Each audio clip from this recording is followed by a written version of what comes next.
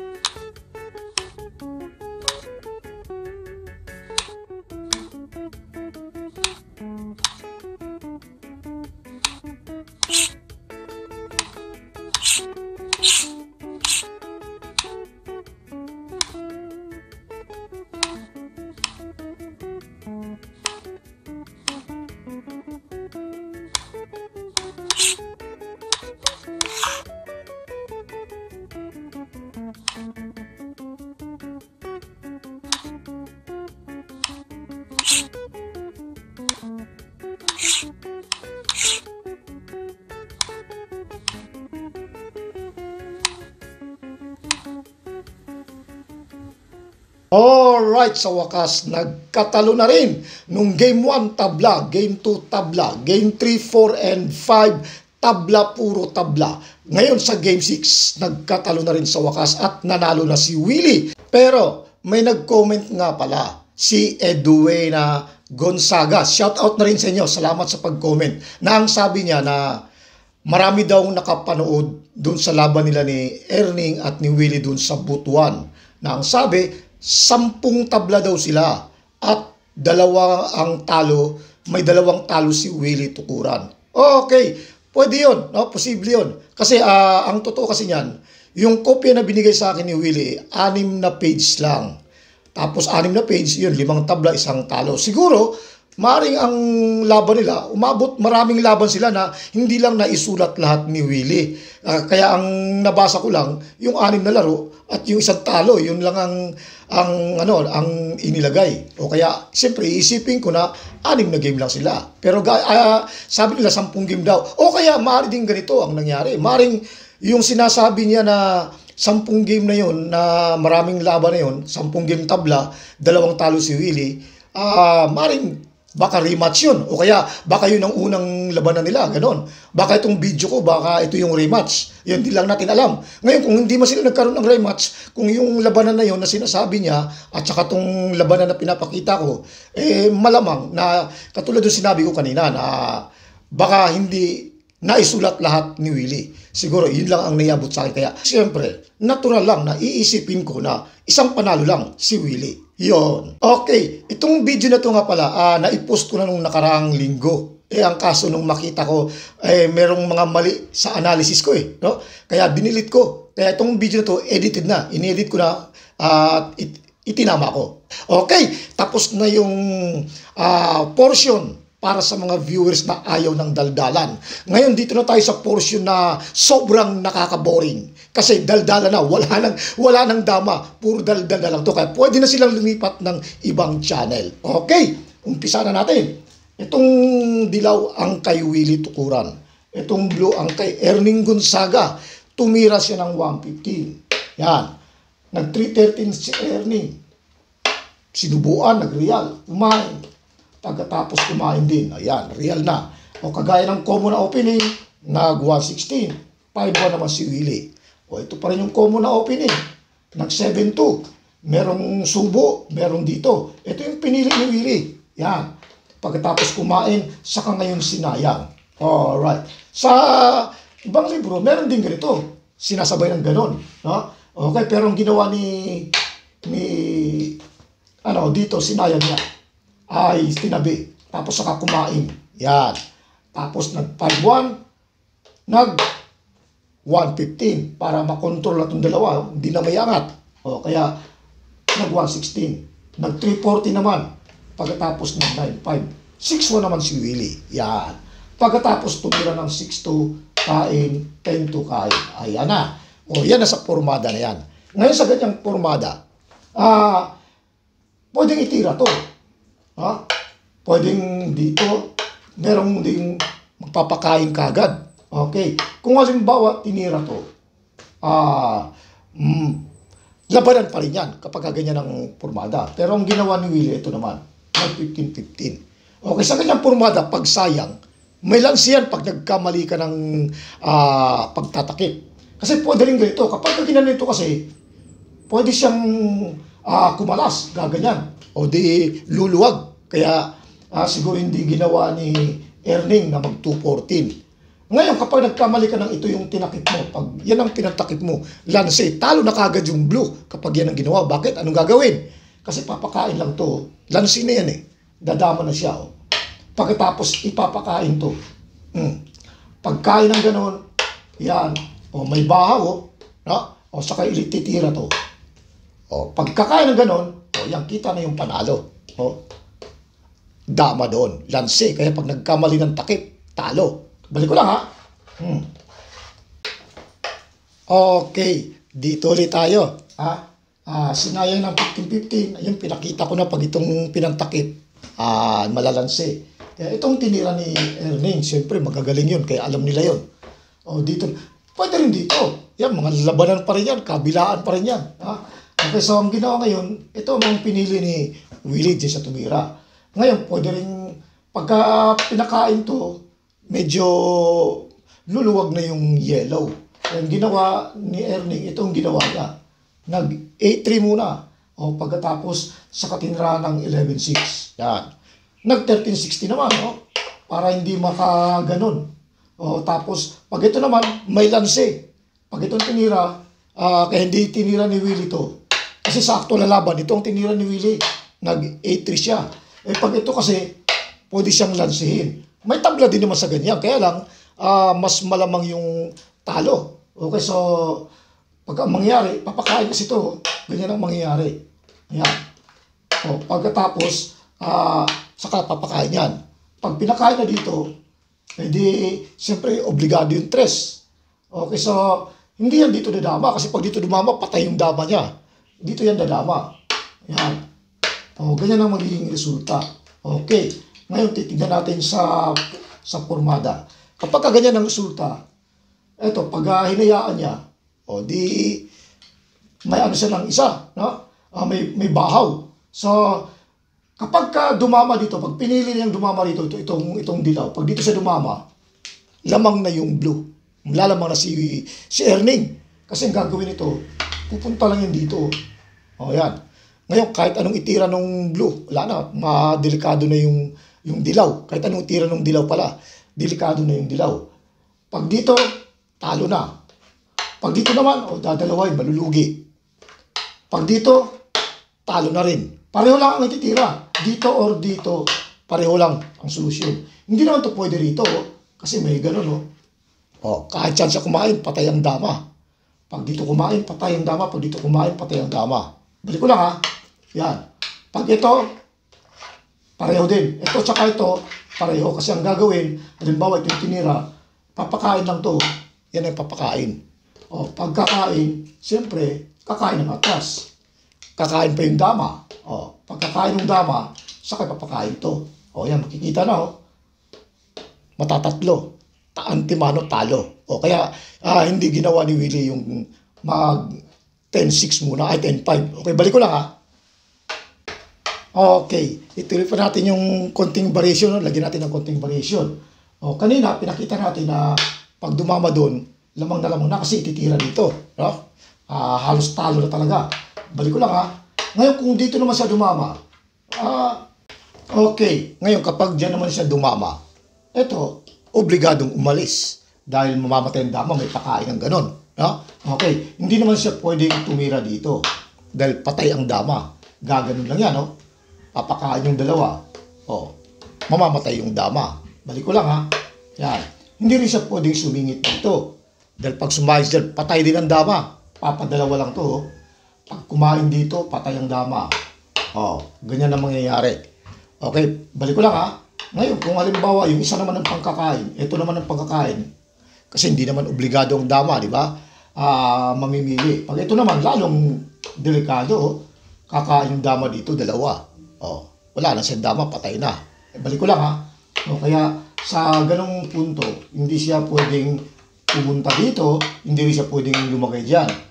Siyempre, pag dito naman kakainin, kaya isa lang ang pupunta niyang pwesto dito lang. Yan. Ngayon, sa ganyang formada, practical na yan. Pwedeng magkatablahan kapag parehong tama yung tira. Pwede rin magkatalo kung may isa sa kanila nagkamali. Halimbawa, yung dilaw. Kapag tumirang dilaw, halimbawa ito ang gina. Kasi ang dilaw, hindi naman pwede tumira dito. Mamamatay yung dama. Limitado na rin yung galaw ng dama ng dilaw. O papagano, no? O patay ang dama pagkakain, no? Kakain doon. Okay, balik ko lang, ha? Yan. Pag dama ang ititira niya, dito lang siya pwede. No? O, halimbawa, pag dito, patay rin ang dama. Gagano lang yan. O, kahit saan siya kumain, yung dama niya patay. Balik ko lang ulit, ha? Yan. So, dito lang siya pwede. Eh, kung halimbawa, hindi niya ginalaw yung dama. Halimbawa, dito tumira, nag-5-4. Yan. Pag nag-5-4, oy, lamang na. Lamang na yung blue. Gagano na lang to. Yan. Titira na yan 12-8. O, nakaumang na. Mamamatay na yung dama. Walang paglalagyan. Pag dito, patay ang dama kasi gaganon. O, pagka dito naman, patay rin ang dama dahil igaganon pa rin. Okay. O kaya dito, mamimili lang. Diyan, pwedeng yan ang papakain niya. Patay ang dama. Kaya malamang, igaganon na rin. Isasagad niya ditong ganyan. Okay. So, ngayon sa ganyang formada, pwedeng tumira na yung blue dito. Papakain niya na to. Kasi wala na siyang ibang paglalagyan. Halimbawa, dito, gaganon yan. Papakain. Tapos, kain abante. Wala nang ibang ititira yung dilaw. Hindi na niya ito may galatong dama. Hindi niya na mai-atras dito. Hindi na niya pwedeng ilagay dyan. Mamamatay yung dama. Pag dyan yan nilagay. Pag nilagay niya rito, patay rin yung dama kasi gaganon. No? Papakain. Kahit yan siya kumain. Okay. So, ibig sabihin, dyan na lang talaga yung dama niya nakadikit. Dito na lang ang pwede niyang itira. Pag ito naman tinira niya sacrifice, lugi na ng isa. Tapos hindi pa rin niya ito may gagalaw. Kaya malamang ito yung titira. Diyan kitang-kita na lamang talaga sa posisyon yung blue kapag itong tinira nagkamali. No? Okay, balik ko lang, ha? Okay, dyan tayo ulit. Pinakita na natin ito. Pag dyan dumama, lamang. Ganun din dito, lamang pa rin ng konti. So, paano kung halimbawa isinabay ito? Para gusto niya patayin kagad yung dama. Okay, sa ganyang formada, dalawa ang pagpipilian ng blue. Ito yung pangkakain tsaka ito. Kapag ito ang inunang pangkain ng blue, malakas ang blue. No? Okay, siyempre itong ganda kaysa dito sa dama. Ito munang magandang ipangkain dahil titira yung dilaw pa muna. Siyempre hindi siya pwedeng tumira ng ganyan. No? Dahil pag pinakain mo gano'n, kakain ng dalawa. O kakain din ng dalawa dito. Okay, balik ko lang, ha. Yan. So, ibig sabihin hindi ito pwedeng itira ng dilaw. Okay, so, pag dito naman, wala na. Wala nang panlalaban yung dilaw kasi may dama na yung blue. Kaya malamang ito yung ipagtitira dito. Alam nga naman dito, pag dito itong pagkakain. O dito siya. Ngayon, sa ganyang formada, lamang na. Ayan, makakalusot na itong isa. Unang dadama ang blue. Pagka nauna kang dadama, tapos wala namang lugi, malaking bagay. Ilan ba ito? 1, 2, 3, 4. Parehong 4. Kaya lang una itong dadama. Okay, balik ko lang, ha. Kung halimbawa sakali naman, kahit na yung isa naman ang pang-uunang kakain, halimbawa nagkamali siya ng kain, ganun pa rin lamang pa rin ng konti. Yan, ganyan na tira, sinabay. Kulang pa ng isa. Kulang pa ng isa. Yan. Ganyan pa rin, sinabay. Kahit na itong unahin kainin. Pag itong inunang pinangkain, siyempre, kakain pa yung dilaw, tapos kakain dito. Yan. Pagkatapos kakain dito. Ganyan ang mangyayari. Lulusot na to. Una pa rin dadama yung blue. Kaya lamang talaga yung blue. No? Siyempre pag unang nakadama, malaking bagay na yon. Okay, so balik ko lang ha. Okay, ayan na yan, ano? Hindi ginawa ni Willie to kasi nakita niya na yung mangyayari. Okay, kaya ang ginawa, tumiming muna dito ng A3. Pag timing ng A3, ang ginawa na muna ni Erning, tumira naman dito ng 214. Kasi inaabangan niya ito, siguro. Ngayon, ito naman tinira ni Willie na sumunod. Yan ang tinira niya. Kumbaga, payag na siyang magpalanse. Kaso, nang may tira na ni Willie ito, nakita niya, hindi na pala pwedeng lansehin. Hindi na pwedeng gawin yung katulad yung nangyari kanina. Kasi pag pinakain to, mamamatay yung dama ng blue. Makakadama siya dito. Kaso patay yung dama ng blue. Ganito mangyari, yan. Pag ganyan ang ginawa, obligadong dumama rito yung blue. Ayan. Siyempre, dito dadama yung dilaw. Yan mangyayari. Kahit anong tira niya, patay. Ito yung pangpatay. No? Kaya hindi niya na nilanse. Okay, balik ko lang ha. Okay. Ayan na, no? Tira ng dilaw. Pagkatapos na may tira tong 214, ginano na ni Willie. Payag na siyang lansin siya. Dahil alam niyang pag ginawa yun, matatalo yung blue. So, ang ginawa ngayon ni Erning, dito na lang siya. Nag 16-4. Iniwas siyempre. Ngayon, kung titignan natin, medyo tabingi na, no? Wala nang wala nang titira. Yan na lang uling tira niya. Pwede na siyang sayangin. Maraming dibalde. Okay. Kaya kahit na pag ginanon, kahit nahayaan lang dito, ang daming dibalde niya. Pag ito naman, lugi, no? Okay, ang ginawa niya, binigay na lang to. Sinacrifice. Okay, tinira ngayon dito. Ngayon, siguro balak niya gumanong kagad. Nakita niya, delikado pala siya pag gumanong kagad. Bakit delikado? Bakit hindi tinira ni Erning to? Kasi pag tinira ni Erning to, ganito ang gagawin, no? Yan ang gagawin. Kahit yan sa dumama, malalamangan na si Erning. Halimbawa, dumama siya rito, or dumama. Pag dito siya dumama, talo na si Erning Antimano. Kasi mamamatay ang dama. Ganito ang gagawin, no? Papakain to. Pagkakain, dadama. Yan, no? Kitang-kita na, patay ang dama. No? Okay, balik ko lang, ha? Yan. Kung halimbawa naman, dito siya dumama, yan, ganun pa rin ang gagawin. Kung hindi siya dumama dito, pag dito siya dumama, lamang, no? Kasi ganun ang gagawin, no? Yan ang gagawin. Lugi ng dalawa. Kahit pareho silang may dama. Mahirap pag may lugi. Kahit isa nga lang, mahirap kasi maraming pwedeng gawin yung nakalamang. Okay? So, balik ko lang ha. Okay. Diyan ulit tayo. Huling tira ng blue. Ito, tumiras ang 214. Kaya, nag-10-5 si Willie. Hindi na pwedeng lansihin kasi matatalo nga. Tumira dito. Umiwas. Nakitang paipit na. Wala nang pwedeng magandang tira. Kaya binigay ito. Kasi balak niyang pumunta rito. Ngayon, pagpakain, hindi pa pala pwede. Nakita niya, mas lalamangan pa siya. Kaya ang ginawa, nag-sacrifice uli. Ayan, kaya ang nangyari, dalawa na yung dibalde. Ayan, kumain dito. Lugi na ng dalawa. Diyan pa lang, lugi na ng dalawa. Tinira ngayon dito. Yan. Kasi balak ng dumama. Ang ginawa ni Willie, sinayang. So, eto, no choice. Hindi siya pwedeng dumama rito. Kasi mamamatay ang dama. Gaganon lang. Tapos lugi pa. Siguradong talo. Balik ko lang ha. Ang ginawa, dito dumama. Si Erning. Yan. Ngayon, tira ng dilaw. Sa kanyang formada, hindi mo na to tinira ni Willie to. Hindi mo na tinira kasi sigurado niyang papakain to di matatatlo. No? Kaya hindi mo na ginawa. Balik ko lang ha. Tumiming muna rito.